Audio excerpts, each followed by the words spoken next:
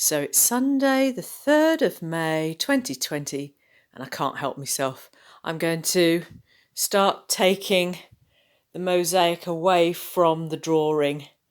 So the first stage is to take away all the gaffer tape, bright pink, delicious gaffer tape, and I'm going to trim up the edges like so, making sure that's a straight line just in case I need to use it, maybe. And then I'm going to cut up sections so they fit like a jigsaw puzzle when I put them on the ceiling. Now the trick is to use a very sharp Stanley knife, a very sharp blade, so that when you cut into it, there's no denying it's gone through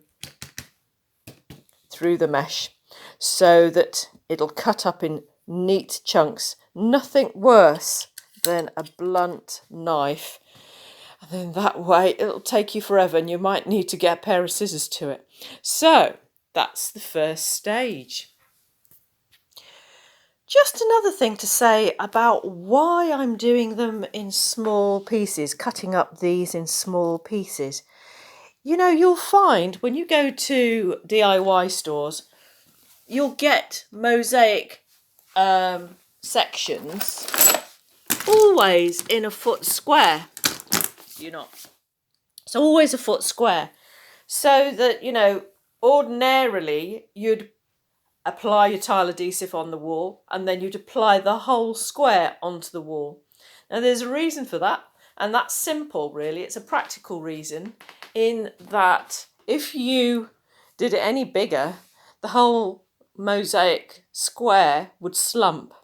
So when you're doing a creative mosaic where there's undulations, etc., you've got to make sure that there's an approximate 1 foot square or 30 centimetres square. But you know, you could just be intuitive and think laterally and think about certain sections that fit so that they come up close to each other, and make sure that there's that flow that carries on. Okay, so that's the reason why I'm cutting it up into sections, and that's a top tip really. Nothing worse than thinking that you can apply a whole big section in one go without it slumping. There are very, very strong instant grab tile adhesives out there, but as I'm working on a sloping ceiling, I don't think I'm going to risk it, do you?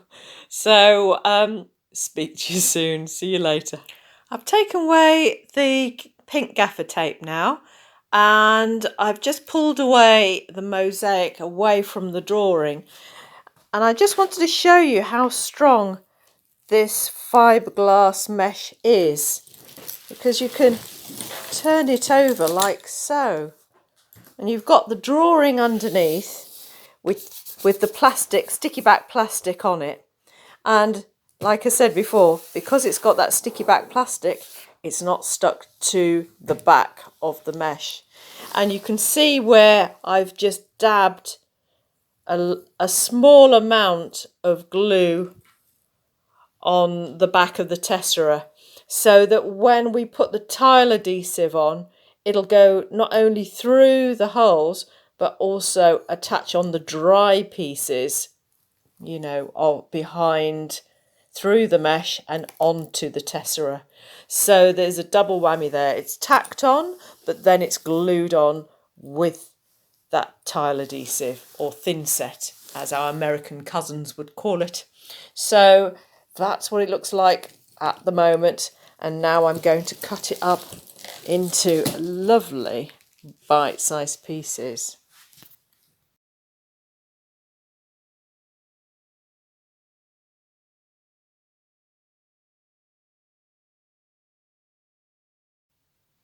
So friends, I've taken the mosaic away from the drawing, and this was the original drawing, if you recall, back on the 31st of March, 1st of April. And originally I wanted to use some ceiling roses to glue in those circles that are numbered 1, 2 and 3.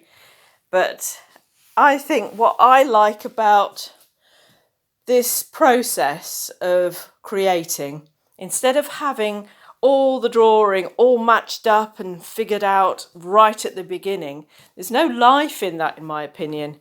Whereas doing something where there are blank spaces gives you a little bit of fluidity in life, and it gives you a chance to use your imagination. So I've just placed all the pieces down, and I've cut them up into chunks like this.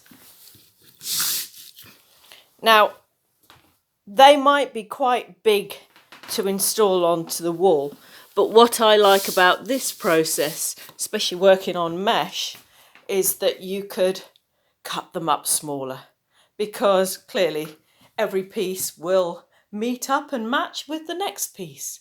So here's to matching up and cutting a little bit more and installing this week, hopefully tomorrow.